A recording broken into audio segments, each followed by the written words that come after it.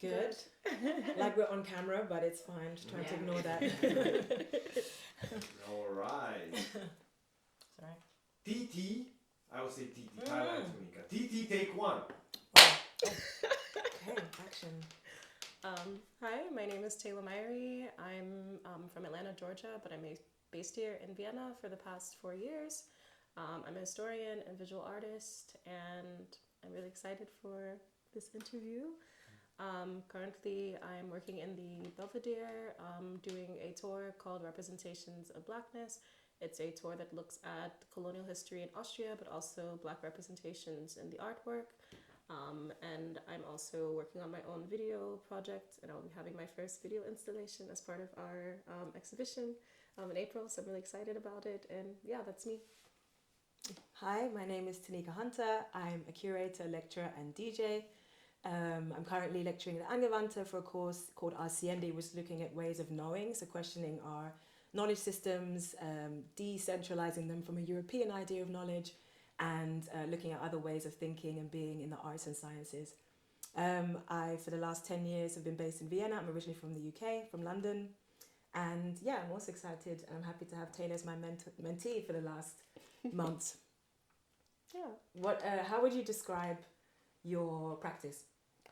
That's a great question. I think it's something I'm still figuring out because I still hesitate from calling myself an artist. Like, I'm much more comfortable calling myself a historian because there's a paper behind it, 2 papers to be exact so far. And so it's like I feel way more confident being like, oh, I'm a historian, I can read, I can research, I can talk about those topics. But I think talking about myself as an artist is something that's developing, which has been cool to figure that out with you so far. So I would say right now, like, my practice is looking at memory and identity, and I think these are 2 things that I also focus on in my historical practice, but I'm trying to bring it into my artistic practice. And I like to play around with video specifically. I've always loved doing video editing. I've always loved film my whole life, but I've never thought I could actually take it seriously. So since moving to Vienna, I've been able to do that, so that's really cool. So I would say that, like, through video, also through poetry as well, I really like poetry, try to combine these 2 things to explore topics of identity and memory, specifically with Black people in the Black diaspora, but also different identities such as queerness and also other identities that I do research with, so for example with Romani identity as well. So these different aspects, and trying to figure out how I bring that together in a creative way. I'm really confident in doing it in an academic way, but I'm trying to break that barrier. So, yeah, and also understandings of what academic is. You know, we always validate academic knowledge as the highest form of knowledge, but even feeling and experience is also contributing. So, what would you say your... well, I would say actually that our works actually kind of, or interests and intentions kind of overlap. Yeah. I think a lot of our work tries to lift up and center marginalized communities or people that have been historically marginalized from the arts, but also historical perspectives. And I think that makes us a really good match for this kind of mentee mentorship. And I think thinking of the idea of mentor and mentee, we both kind of learn from each other, which has been really nice about this, to be kind of surrounded by people who are also seeking to develop their own knowledge, but also develop their craft. I think that only impacts the mentor also, that you start to question and think about how you can develop your art further. So I'm really grateful for this exchange. And I think that for the exhibition we will do in April, the works you want to do, maybe you want to talk about like what specific focus that has? Yeah, so my project is called In Your Archives. It's basically a look at Black representation through the history of Austria, but specifically looking at antiques and as well as flea markets in Austria. It's been really interesting doing this research because something that you pointed out to me is like looking at my own personal experience going through the flea markets and through the antique stores and how people interact with me, trying to question some of the items that are there. Yeah, there's been some interesting interactions. So, but the point of it is basically to highlight that there has always been a Black presence in Austria, whether there has been a physical presence or an imagination of how Black people are perceived in the Austrian imaginary. And so it kind of interacts with those ideas through looking at everyday items. I found things such as statues, paintings, salt shakers, things of that, like so many different things, candies, books from like really old and also present representations. some that are very racist, some that are just very normal representations as well. And so trying to look at these items and trying to understand, like, what does this have to say, like, what does Austria have to say about Black people through its representation in these everyday items. And I was very much inspired by the work that I'm doing at the Belvedere now, and like wondering, okay, how does this look like in everyday life? And I think I've always been pushed as well, because there's always kind of this notion that people have said that there's no Black presence or history of Blackness in Austria, which just isn't the truth. And so I think showing people actual everyday items, books, candies, things like that, where Black people are present, it forces people to reflect, like, actually this notion or myth that I'm pushing is not accurate. And so that's what I hope to do with the project. But I think through our talks as well, I think, like, I've also been pushed to personally reflect on, like, how does this make me feel as someone that's coming outside of a Austrian context? How does it feel to feel that this is the type of representation that does exist, and like, what do I want for the future in this context? So I'm trying to also put myself there too. So that's kind of been a little bit of a challenge, but also exciting. Yeah, it's something we both, I think, both coming from a diaspora but coming to Vienna, we come from both different contexts that are very Black. The UK, London, even though it has its own complicated colonial history, but in terms of a presence of visibly visible migrants and their contributions to like contemporary society, I think it's much more talked about and much more dealt with. And the same from coming from Atlanta, I feel like you have a history of Blackness and Black affluence and excellence, but also the struggles, obviously. But we come from contexts where we're bringing that, and it's impossible to separate ourselves from the fact that we're very present within the work that we do, and also are kind of contributing to society or community that we want to see here, and be very visible and also celebratory and reflective. So I think that it's something we talk about, that how to see ourselves in the work that we're doing, and how to also let it have an impact on what we're thinking and doing. And what else? Anything else that you want to... I wanted to talk about the objects. You kind of... Maybe you talked a little bit about the objects, but do you want to talk more about the process of... Maybe not the story of going to the antique shop, that's a bit intense. I mean, I don't mind. Come on. Yeah? You cannot say something like that and afterwards say it's Yeah, but I'm like, I don't know if it's a bit too much, but okay. But maybe some of the objects or Tell why... the story. Yeah, I think the everyday element is really important, because this idea that you project something onto the other that's like exotic and so far away and in distant lands, and having everyday objects like candies and things that are integrated into like everyday consumption and being, it really makes it more real. So I think the choice of objects is going to be quite interesting. Yeah, I mean, I'll give two stories. One will be an experience I'll write about, because I physically could not go into the store that I went into. But the first place I wanted to start this project out with, there was a antique store that's on really close to Siebenstraße, so in the 7th district. And an older man runs this store, and I went with my friend Flo, who's a white Austrian guy, and we went into the store. Well, we tried to get into the store, and at first the owner did not want to let me into the store. He was more open to letting my friend come into the store, but not me. So that was really awkward, but then my friend convinced him we should both be able to come into the store. So then we went in, and we were asking about the items, and the items I wanted to see was in a room on the other side of the store. And yeah, he was very insistent in asking me, do I plan to buy anything? Why do I want to look at the items? Do I have the money? He kept telling me, this is not a flea market, this is an antique store. So it was really uncomfortable, and it was really interesting, because my friend was so shocked. He was just like, why are you asking me, like, if this, we know it's not a flea market. Like, he was so well-meaning, but I already knew the vibe already, you know, that it was racially charged. And so, I mean, to alleviate it for myself, and also to, like, kind of piss the guy off a bit, I put on a British accent, and was like, and was just like, oh, I came because my rich family in the States is collecting items for their like beach house or something like in California, and fine, if you don't want my business, I'll go. And then I like walked away, and he was like, nine, komm zurück, blah blah blah, no, and then I was like, no, it's okay, it's fine. And so it was like a really weird interaction, but like, I don't know, it's like one of those things where it's like your everyday experiences of like, things like this, and then you try to flip them somehow. And I think what was really frustrating is because that store really has really nice, well, not nice items, they're very racist looking items, but like nice in the sense of like I wanted this to be a part of my film. I wanted to learn more about those objects specifically. It's 2 lampposts with 2 basically African figures with turbans on that are like a part of the lamp that are like holding up the lamp. So that was like the 2 objects that were there.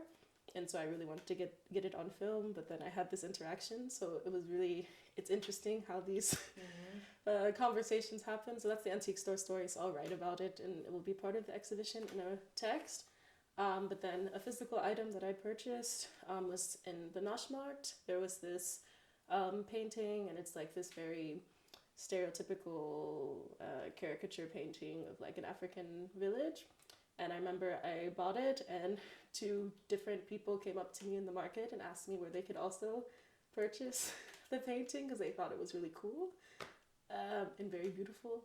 And I was like, oh, and I was like, I ironically bought this. Like I didn't buy it because I thought it was nice. So I didn't really also know how to react in the moment because I was like, why are you asking me where to buy this? So I just pointed them to a stall that was not the correct place to go buy another one. But it was just really... I love that your project is also, it's an artistic project. It's also an ethnographic like gaze, right? Reversal of this gaze that we're allowed to be ornaments, we're allowed to be on people's shelves and in people's music and in people's like on people's radios, but actually we're not integrated in like a normalcy and every day. So the fact that you can see an item from the glass window but you actually are not allowed or it's questioned why you want to come in is insane.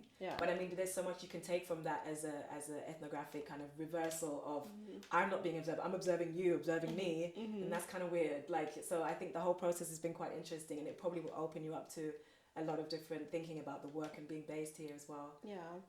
Exactly. But it's been, I don't know, like a really reflective experience as well because I don't think I expected this kind of reaction. I just kind of was like, okay, I'm just gonna go, I'm gonna get the items, I'm gonna ask questions about them, get research, maybe able to find some other stuff. Very academic, like you know, go in, get it out, you know. But then it's like now I'm having all these really charged personal experiences whilst trying to just do the project itself, and it's just really, I mean that's 2 of 1,000 things that have already transpired and I'm not even really, I'm like halfway done so far. So yeah, it's a bit, but also I mean it's a real experience, and I think it's just reminding me why the project itself is important. Exactly. Absolutely. And about your work? About my work, I thought I'd say a little bit, but it kind of overlaps. I mean, the last 10 years through music initially, so mainly DJing. Actually, I was able to kind of be in this club scene that when I first moved here was very exciting, very vibrant, very accessible actually, and it meant that I met a lot of other artists coming from different disciplines. I met a lot of visual artists, graphic designers. And I was living at the time very close to the Semper Depot and was then very exposed to the Rundgang, which in London, like, okay, or in the UK, if you study arts, you go to art school, it's in like a campus or a university institution that is still very separate from the city. So I was quite impressed and quite pleasantly surprised that there was a 3 or 4 stories of art exhibitions, performances, from different like student bodies, but also that it would be like collaborative with some of the faculty, and I thought it was amazing. And even though I don't come from an art background, I come from a humanities, languages, social sciences background. I actually saw that what I wanted to do could have been linked to, or could be linked to art and culture, and that kind of making an impact on a social level is extremely impactful through music and through other arts as well. So I kind of made my way in through being a DJ, and then saw that the selection of music and the selection of who I wanted to play, who we then ended up talking about language of curation, which wasn't a language that came to me naturally to describe myself, but I realised I like to curate and to select artists, to work with artists who are upcoming and still want to discover like what they're about, what their sound is, what their style is. And yeah, that became something that was definitely a passion of mine. And it developed into this kind of lecturing, but also doing talks that are like capacity building on how to curate inclusively, how to curate ethically, to not reproduce power dynamics within that come from institutional art and come from like literally white wall cubes and gallery spaces. So a lot of my work is trying to undo the association with curatorial work that is hierarchical, but also to make art, and also at the same time to make art accessible and interesting again and fun, and to bring art outside of galleries into, or museums, and into also off spaces and into communities. So yeah, that's what I do, and I'm still enjoying it 10 years later.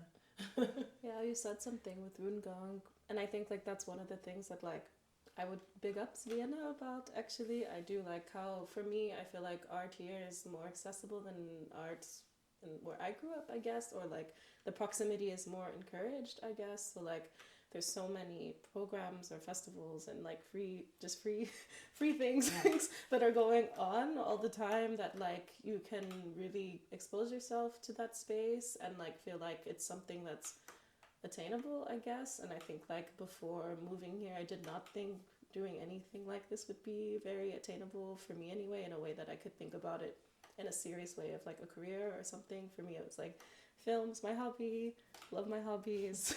It will stay that way probably. Yeah, and so I think moving here really like pushed me again to be like, okay, maybe it's something I can actually take seriously or like incorporate somehow, because I see it everywhere, and also so many people can have access if they know like how to apply for something, or like there's just a lot of opportunity, I think, in Vienna.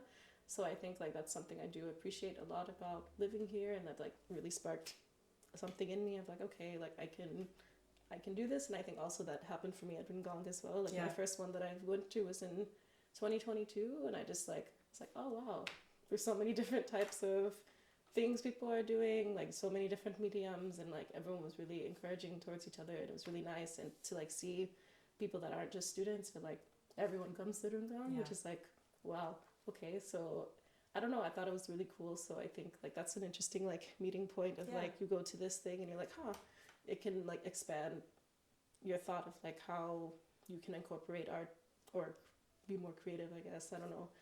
We can't like separate also like art and access to art from class. Like the fact that we talk about things being free coming from the States and the UK, like we do kind of underestimate like what it allows when you allow something to be free entry. Like that, there's a lot of, I must admit that moving to Vienna, it's something that I didn't expect, and then was also pleasantly surprised by. So there are, you know, within the fields we work with and within the difficult topics that take a lot of emotional work, you know, you go to do an art project and then you end up having like a reversal of a gaze onto you that's like, okay, beyond those things, I think that we both appreciate what the city offers, and I think what the potential of the city can be.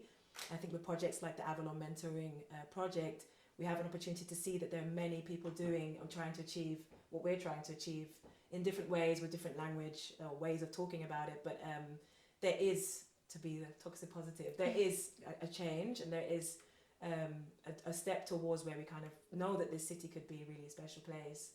And it's definitely still a home for both of us. Let's see how long for, but it's been 10 years, so I think it could hopefully still be a home for you, and somewhere where you continue to do your craft and create. And it's definitely a necessary craft that we need here, and perspective that we need. So I hope you continue and still find it a place you can create and blossom. Thank you. Yeah. I think I'm done talking. And it was because I really liked anime music videos on YouTube, and so that's how I ended up getting the skill, and it was just really fun. And I think like, I don't know, I think if it's something you love, don't block your blessings, don't have this kind of like self-doubt situation, because I think for me it was very much like, it's not lucrative, it's not possible, it's not feasible. And I have parents that are very like structured parents who are like, you get your degree, you get your job, and you're finished, and you retire and whatever. And so I'm completely defying that right now. It is very terrifying. Sorry, Mom. So yeah, I still pushing yourself. If it's something you really enjoy, like still try to find a way to continue doing it. Yeah, that's what I would say, because like I'm still figuring that out. I wouldn't say that I'm like fully confident with how I'm going about things. I still have my insecurities about it, but I think still reminding myself that like it is feasible, I am creating my own opportunities, and if it's like, if the opportunity is not there, I can create it for myself, if that makes sense. And yeah, so that's what I would say. Yeah. Yeah, absolutely. Just to reinforce that, I think don't underestimate your hobbies. Don't underestimate the things that bring you joy. And something as an adult that I'm now revisiting things that I was interested in as a kid, and trying to learn them without this expectation of them being productive or lucrative. You know, there is a very real need for artists who want to make success of their work in a commercial or financial way. Of course, there is that pressure and that need to fulfill, and it's possible, but I think that you shouldn't lose sight of what it is that really drives you beyond that. So hold on to your hobbies, basically. Hold on to the hobbies. Just for some alliteration. That's so real. That's like, I love some Precious alliteration. hobbies. Sounds like a great song. Yeah. I didn't mean it to sound so like corny, but I was like, I mean, kind of. Yeah. Yeah. Great. Anything else? Is there anything else? It's a question I like to ask sometimes. Can art save the world? Or how can art save the world? How can art save the world? Do you want to start, or should I try to answer that huge question? You can try. You go first. Yeah. I think art has, I would start with reframing your question, just to answer it, which would be to say, can art change the world? And I think that art has the capacity to, or say, was it save the world? Yeah. It was save the world. Okay. I think art has the capacity to save the world because it encourages not necessarily self, but expression that I think is very much innate to human beings, that we have a need to express. And I think that if we go to the heart of where expression is coming from, self-expression is coming from, we actually find a way outside of ourselves to connect to other people. And I think that capacity of like empathy and relating to someone else, maybe not being able to understand exactly their reality, but at least having that empathy for it and that openness to it could be enough to create an empathy that I think is lacking, which creates a lot of division and hate and misunderstanding and fear. And I think that art has that capacity. I mean, I think about it in a sense of like art as like a liberation practice, like looking at my own people's history with that. I mean, I think that like without music or without poetry or without these things that like kept people going, it just would not have been sustainable in many ways. And I think that like when we're looking at things like civil rights movement or anything past that, the influence of like music and poetry especially to get people re-encouraged or to like maintain some semblance of hope, I guess, is really necessary. So I think like, I don't think art alone can save the world, but I think it's definitely like a tool utilized to like push liberation forward. And I think that's how I would answer that. Yeah. Wow. Co-sign, that's a great answer, yeah. It's really important, yeah. Beautiful. I have everything I need. Amazing. Great. It was a really nice process, thank you. TT.